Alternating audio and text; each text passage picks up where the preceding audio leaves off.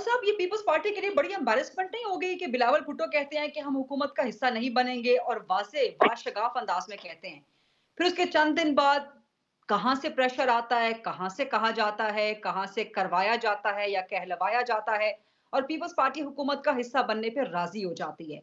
तो फैसला कौन कर रहा है आपकी पार्टी के अंदर या पार्टी से बाहर कहीं फैसले हो रहे हैं?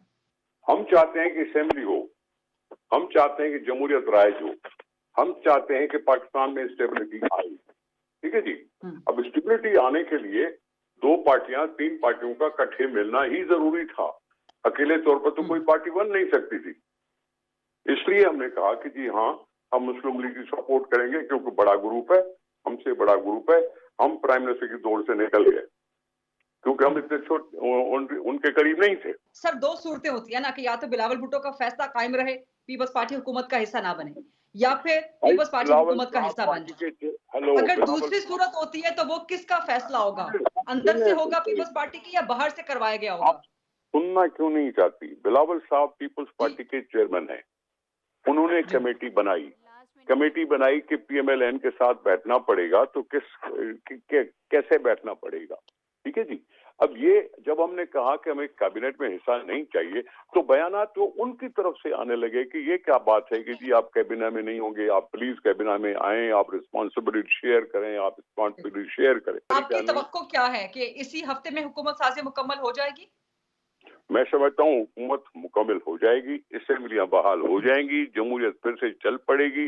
जमहूरियत हमेशा जी। यहाँ कमजोर रही है, कल भी हो सकता है कमजोर ही हो, लेकिन जैसे हमने पहले उस हिजान वाली सूरत का लो फेस किया, इस तरफ ही कोई हिजान होगा तो हम राइट। उसको फेस करने की ताकत रखते जी। हैं। इस वक़्त एक अजीब घड़मस की सूरत-ए-हाल है पाकिस्तान के अंदर। इलेक्शंस हो गए हैं, लेकिन इलेक्शन से पहले जितनी बेयकीनी थी, जितनी तक़सीम थी, लग रहा है कि इलेक्शन के बाद वो तक़सीम, वो बेयकीनी बढ़ गई है। अदम इस्तेहकाम में मज़ीद इज़ाफ़ा हो रहा है। कोई भी इलेक्शन के रिज़ल्ट्स को तस्लीम करने पे तैयार नहीं है। सब लोग अदालतों की तरफ भाग रहे हैं, इलेक्शन कमीशन की तरफ भाग रहे हैं, अपना-अपना जीत का दावा कर रहे हैं, अपनी-अपनी हुकूमत बनाने का दावा कर रहे हैं। ऐसे में सुप्रीम कोर्ट में चली जाती है पिटीशन कि जी इलेक्शंस को नल एंड वॉइड करार दे दिया जाए। तो एक तरफ इस कदर बेयकीनी, इंतशार, अदम इस्तेहकाम की फ़ज़ा, साथ ही क्या सुप्रीम कोर्ट में इस किस्म की पिटीशंस टेक अप होनी चाहिए?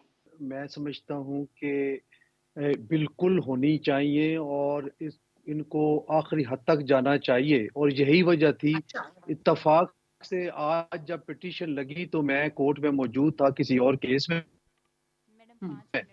तो वो जो पिटीशनर थे वो नहीं आए और चीफ जस्टिस साहब ने बरहमी का इज़हार किया कि एक बंदे ने पिटीशन फाइल की है और इतनी बड़ी बात की है, हाइप क्रिएट की, मीडिया में आए और कंपनी की मशहूरी के लिए वो आए और अब वो कह रहे हैं जी कि मैं वापस लेता हूँ।